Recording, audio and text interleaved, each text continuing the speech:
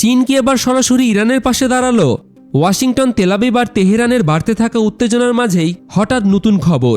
চীনের সবচেয়ে শক্তিশালী যুদ্ধজাহাজ ইরানের কাছাকাছি সমুদ্রে মোতায়েন করা হয়েছে। প্রশ্ন উঠছে, এটা কি শুধু নিয়মিত নৌবাহিনীর টহল, নাকি আমেরিকার দিকে ছুড়ে দেওয়া এক নীরব সতর্ক বার্তা? চীনের নৌবাহিনী গালফ অফ ওমান ও উত্তর ভারত মহাসাগরে পাঠিয়েছে তাদের অত্যাধুনিক টাইপ 055 ডেস্ট্রয়ার।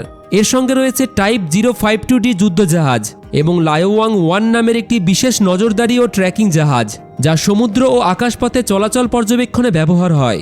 টাইপ 005 কোনো সাধারণ জাহাজ নয়, এটি বিশ্বের অন্যতম শক্তিশালী যুদ্ধজাহাজ।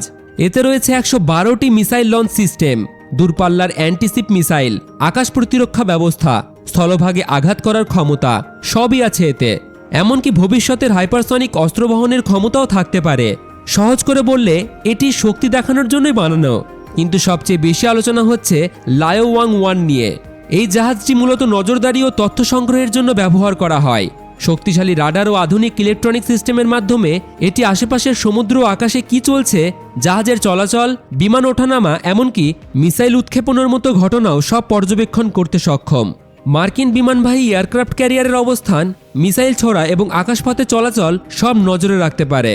বিশ্লেষকদের মতে, যদি এই নজরদারি জাহাজ থেকে সংগ্রহ করা তথ্য ইরানের সঙ্গে শেয়ার করা হয়, তাহলে আমেরিকার জন্য পরিস্থিতি আরও জটিল হয়ে উঠতে পারে।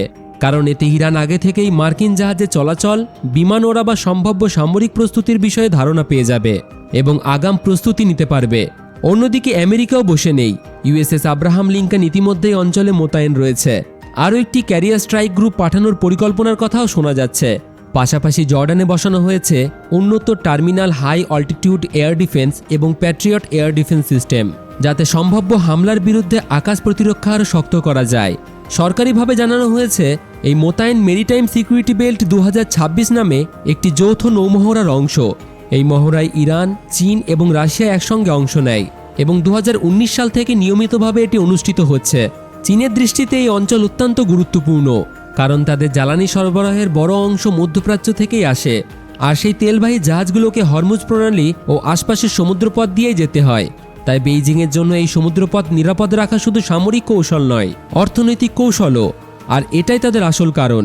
তবে চীন কি সত্যিই ইরানকে রক্ষা করতে এগিয়ে এসেছে, নাকি এটা শুধু হিসেব করে করা শক্তি প্রদর্শন, যেখানে সরাসরি যুদ্ধে জড়ানো নয়, বরং নিজের উপস্থিতি স্পষ্ট করে জানিয়ে দেওয়া? অনেক বিশ্লেষক বলছেন, বেইজিং সরাসরি সংঘাতে যেতে চায় না, তবে তারা দেখাতে চায় মধ্যপ্রাচ্যে তাদের উপস্থিতি এখন বাস্তব এবং এই অঞ্চলের শক্তির সমীকরণে চীনকে আর উপেক্ষা করা যাবে না। এই মুহূর্তে মধ্যপ্রাচ্যের পরিস্থিতি অত্যন্ত সংবেদনশীল। একদিকে আমেরিকার সামরিক উপস্থিতি বাড়ছে, অন্যদিকে ইরান নিজের অবস্থান শক্ত করছে, আর এখন সেই ছবিতে যোগ হয়েছে চীনের আধুনিক যুদ্ধজাহাজ। একটি ভুল পদক্ষেপ, একটি ভুল বার্তা, আর পুরো পরিস্থিতি বদলে যেতে পারে। এখন দেখার বিষয়, এই পদক্ষেপ উত্তেজনা কমাবে, নাকি এটি নতুন এক বড় সংঘাতের সূচনা হয়ে দাঁড়াবে? বন্ধুরা, আপনাদের কি মতামত কমেন্টে অবশ্যই জানাবেন। ভিডিও ভালো লাগলে একটি লাইক করে বন্ধুদের সাথে শেয়ার করে দেবেন। আর এই রকম জিওপলিটিক্স নিউজ শোনার জন্য আমাদের চ্যানেলটিকে ফলো এবং সাবস্ক্রাইব করে রাখুন।